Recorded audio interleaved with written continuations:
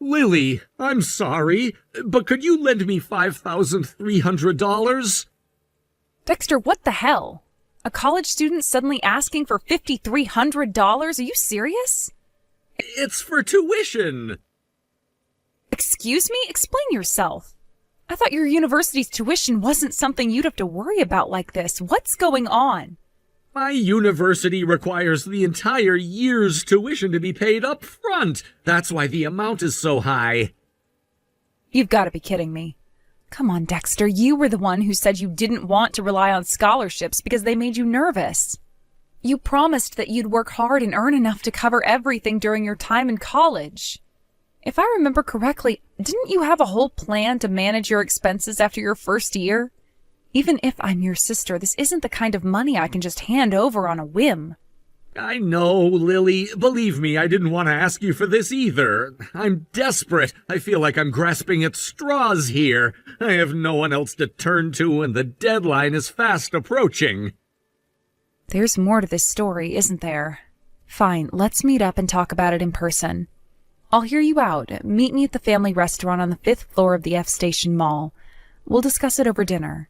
I don't even have enough money to eat out. It's fine. I'll cover that, at least. Thank you. I really appreciate it, Lily. I owe you big time. I'll tell you everything when we meet, I promise. You better. Don't try to gloss over anything, all right? Yeah, I'll be honest. I know this is a huge inconvenience for you. I'm sorry.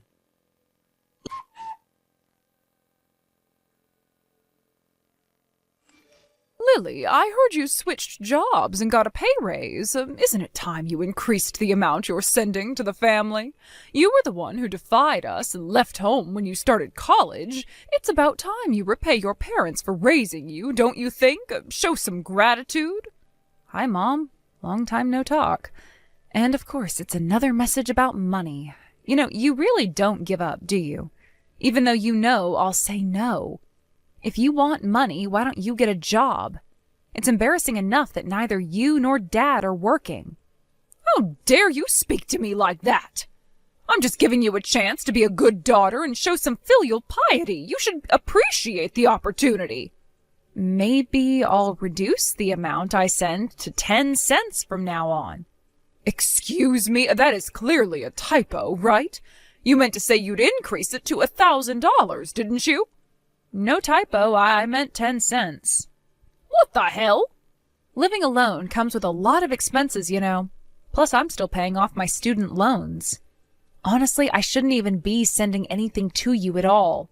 And speaking of this gratitude you keep bringing up, let's clear something up. In case you forgot, I paid for my high school tuition myself. I worked part-time jobs to cover it. Wait, what? Yeah, you heard me. And for college, I relied entirely on scholarships to get by. And as I mentioned, I am still paying these loans off. Let's not forget, when I was a kid, it wasn't you or Dad who made sure I had food to eat. It was Grandma, who passed away 6 months ago, who took care of me. To be honest, I don't really feel like I owe you anything for raising me. It's normal for grown children to take care of their parents. That's how it's supposed to be. Maybe so, but I think only parents who actually did their part in raising their kids get to make that argument. You are unbelievable. Look at your brother Dexter. He is paying his own $5,300 tuition. Why can't you be more like him? Excuse me? What? He's your younger brother, yet he's managing his finances. Meanwhile, you, as the older sibling, are only offering 10 cents as support. Are you trying to mock us? Wait a second. That $5,300? That was me. I lent it to Dexter. What?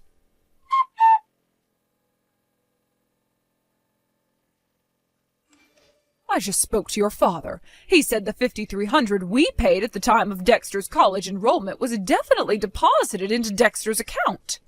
Why are you snooping through Dexter's bank records without his permission? And recently your father said Dexter gave him $6,000 too. Do you honestly believe that money was meant for Dad? Are you seriously that naive? Your father is furious. He says it's ungrateful for you not to increase the amount you send to us. What kind of daughter are you? I'm already sending $500 a month, aren't I? Are you actually pushing me to cut it down to 10 cents? Well, your father said, then stop sending anything at all. Even those measly 10 cents aren't worth it. He even joked that Dexter seems to be doing just fine earning money, so we will rely on him instead. Unbelievable. You're seriously planning to mooch off a college student now? But I can't wrap my head around it. But you know what? This might actually be a good opportunity to bring up something I've been meaning to discuss with Dad. And since you're here, I'll fill you in too. What are you talking about? The $5,300 Dad mentioned was indeed for Dexter's first year of tuition, but the $5,300 I'm talking about is something entirely different. It's the amount Dexter worked hard to save this year for his second year's tuition. He took on multiple part-time jobs to cover it himself. Wait, what? Let me explain. When Dexter started college, Grandma and I stepped in to help with the initial costs, including his enrollment fee and first-year tuition. We knew it was too much for a high schooler to handle alone. However, from the second year onward, Dexter was determined to pay his way. He promised to earn and save enough through his part-time jobs, but then Dad, who apparently has no sense of boundaries, found out Dexter was working extra hours and saving diligently. Dad showed up unannounced at Dexter's apartment one day, let himself in, rummaged through his belongings, and discovered a savings account with about $6,000. That account, by the way, was specifically set up to cover Dexter's tuition and apartment rent. But Dad, being Dad, somehow convinced himself that it was money Dexter intended to send to you and him. So what did he do? He withdrew every single cent without asking. Excuse me? Yeah, Dexter made the mistake of using an easy-to-guess PIN, which is partly on him, I'll admit. But because of that, he's now facing a tuition payment crisis. He couldn't pay the $5,300 for the upcoming year and had no choice but to turn to me for help. With no other option, he swallowed his pride and asked me to lend him the money. I can't believe this. Well, believe it. I couldn't let him drop out of school over something like this, so I paid the tuition for him. Now, thanks to Dad's selfish actions, both Dexter and I are left financially strapped for the foreseeable future. We're both going to be living frugally for a while. This can't be happening. And because of all this, I've decided to stop sending money to you entirely. As for Dexter, I'm under no illusion that he'll be in any position to support anyone else, let alone you and Dad. He's focused on rebuilding his savings and getting through college. Wait a minute, you can't just stop sending money. We rely on it. Without it, we're in big trouble. Up until now, your father has been living off the inheritance he got from your grandfather. And when your grandfather passed away 6 months ago, we used her inheritance too. But that's all gone now.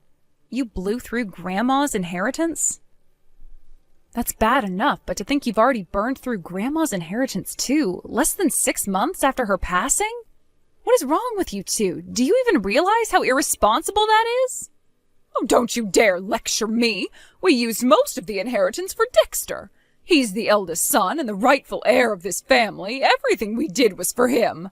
Oh, please, let's not kid ourselves. Anything important involving Dexter was either paid for by Grandpa or Grandma. You two were just along for the ride. What are you trying to say? I'm saying that now that the money you've been relying on has run out, Dexter has finally realized what kind of mess he's in. He's doing his best to stand on his own 2 feet and build a future for himself. So I'm asking you, no, I'm telling you, don't interfere with his efforts.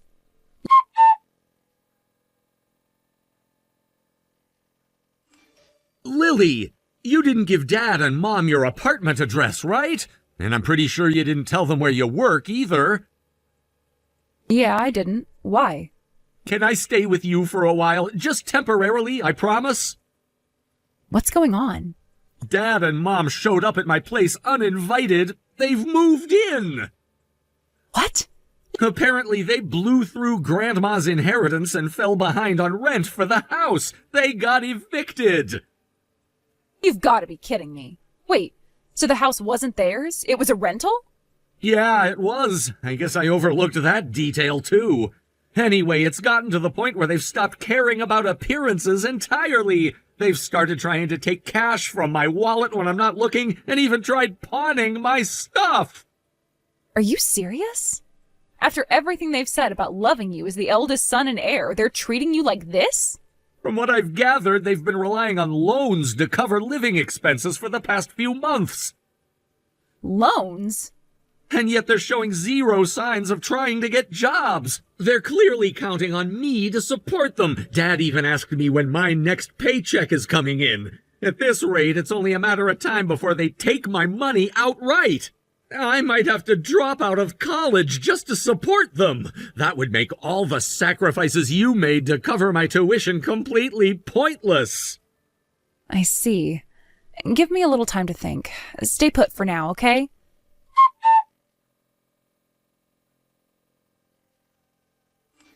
Dexter, can you hang in there for a couple more days before we deal with this? Yeah, I think I can manage. My paycheck doesn't come in for another week anyway. If you have a plan, I'll try to wait it out. Actually, I don't think you should wait at all. Tomorrow morning, take all your valuables with you when you leave for class. After that, don't go back home. Instead, head to Station A after school. Station A? Your destination is an apartment near Station A Mansion. It's a 5-minute walk from the station. A mansion? Wait, who lives there? You've met them before, back when you were in high school. Oh, I get it. You mean your boyfriend, right? The one who just came back from his overseas assignment a month ago? Bingo! Since I don't want Dad and Mom figuring out where I live, I thought this was a good alternative. Plus, if you're going to hide somewhere, it might as well be somewhere with strong security. When I asked him for help, he didn't hesitate. He said he'd take care of you. He even offered to help find you a new place to live and assist with the financial side of things if needed. Your boyfriend's a total legend. I'll send you his contact information in a bit. Make sure to call him once you leave campus tomorrow, and he'll take it from there. Got it. But honestly, I feel so pathetic right now. I've been relying on you and everyone else so much. I'm supposed to be working hard to become independent, but here I am running away again. Dexter, listen to me. There's no shame in asking for help when you've done everything you can on your own. It's part of being human, part of surviving. What you can't do is try to shoulder everything alone. That's a fast track to burning out. Lily. Be grateful for the help you receive, and when you're in a better position, pay it forward by helping someone else. That's how you repay kindness. Yeah, you're right. I'll do my best to get stronger. To become someone who can do that someday.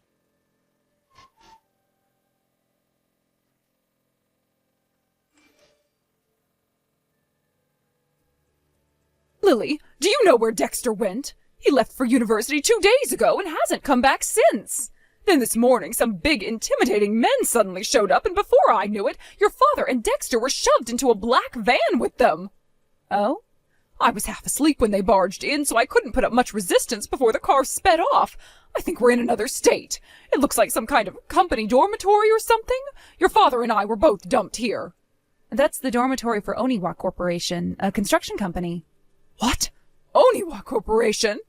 Yeah, I guess you wouldn't know about it since you've never worked a proper job. What are you talking about? What does this have to do with anything? Oniwa Corporation is famous for its employee training. They're known for turning even the most troublesome people into respectable, functioning adults. That's where Dad, and eventually you, will work to repay their debts and hopefully reform themselves. What? Why is this happening? If money is the issue, then Dexter or you could simply give us the money as part of your filial duty. There's no need for us to work like that. Dexter and I want nothing more than to get as far away as possible from toxic parents who are perfect examples of what not to become as adults. Toxic parents? Yeah, I already knew you lacked self-awareness, but your reaction proves it all over again. Never mind that. What about Dexter? Where is he? If you're going to make someone work, then he should be working too. He owes you $5,300, doesn't he? Let me remind you of how this all started. Dad withdrew $6,000 from Dexter's account without permission and spent it all. So here's how it's going to go. First, Dad will repay Dexter the $6,000. After that, Dexter will return $5,300 to me. This process is non-negotiable since it's symbolic, about accountability. And one more thing, once that's done, consider this the end. I'm cutting ties with both of you. Wait, Lily, don't leave me! Bye-bye.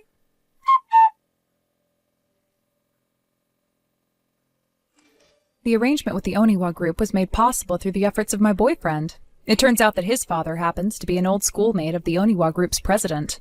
When I confided in him about the frustrating situation with my parents and my desire to resolve it somehow, he kindly offered to intervene. As a result, the Oniwa Group not only agreed to take my parents in, but also welcomed them into their company as live-in employees without hesitation. While all this drama unfolded, Dexter, unbothered by the chaos, successfully completed his move to a new place. Now he's completely immersed in a rigorous daily routine. He works part-time jobs with incredible dedication, using his earnings to cover all his living expenses, rent, and tuition fees. Despite this challenging schedule, he still manages to attend university without compromising on his studies. His perseverance is nothing short of admirable. It's clear that he's determined to carve out a better future for himself on his own terms. As for my parents, the source of so many of our problems, they're currently in their 50s. They should still be in their prime working years, yet decades of laziness have left their toll. Their prolonged indulgence in a slothful lifestyle has apparently made even the basics of hard work an uphill battle for them. It seems they're now struggling to adjust to the structured routine required by their new roles in the Oniwa Group. From what I've heard, their daily schedule is quite demanding. In addition to their regular work hours, their routine now includes mandatory morning and evening runs to improve their physical fitness. I suppose this added element of discipline was deemed necessary to help them adapt and overcome the bad habits they've developed over the years. The mental image of them huffing and puffing, running around from morning until night while barely managing to keep up with their responsibilities is oddly satisfying. Just imagining them in such a state eases some of my lingering frustrations, even if only a little. Honestly, it's hard to fully articulate the level of relief this arrangement has brought me. For years, I had borne the burden of my parents' irresponsibility, their inability, or perhaps refusal, to contribute meaningfully to the household created countless obstacles in my own life. It was as if their complacency was a black hole, pulling me into a vortex of stress and resentment. But now, seeing them finally held accountable for their actions and forced to confront the consequences of their past choices, I can't help but feel a sense of vindication. Dexter's support throughout this ordeal has been invaluable. If it weren't for him and the connections his family provided, I doubt my parents would have ever taken the initiative to turn their lives around. His father's willingness to reach out to the Oniwa Group's president on their behalf was an incredible gesture, one I'll always be grateful for. However, the fact remains that this opportunity was a result of external intervention. My parents certainly didn't earn it through their own efforts. Their acceptance into the Oniwa Group as live-in employees came with the understanding that they'd need to drastically change their habits. The president made it clear from the start that laziness would not be tolerated. It's a no-nonsense environment where everyone is expected to pull their weight, and slacking off simply isn't an option. This newfound structure has forced my parents to step up in ways they never had to before. Meanwhile, Dexter continues to inspire me with his work ethic and determination.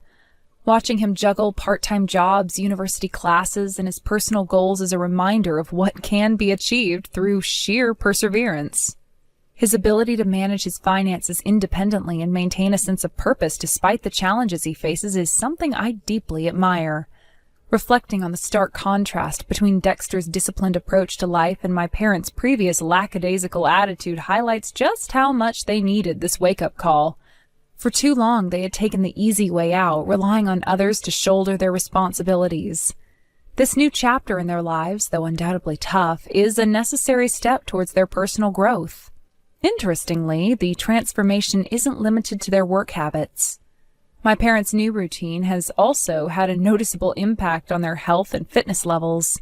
The daily runs they're required to do have apparently been a shock to their systems, given how sedentary they had become over the years. At first, they complained incessantly about the physical demands, but over time, they seem to be slowly adjusting. I've heard that they've even started to take pride in completing their runs without stopping to catch their breath, a small but significant sign of progress.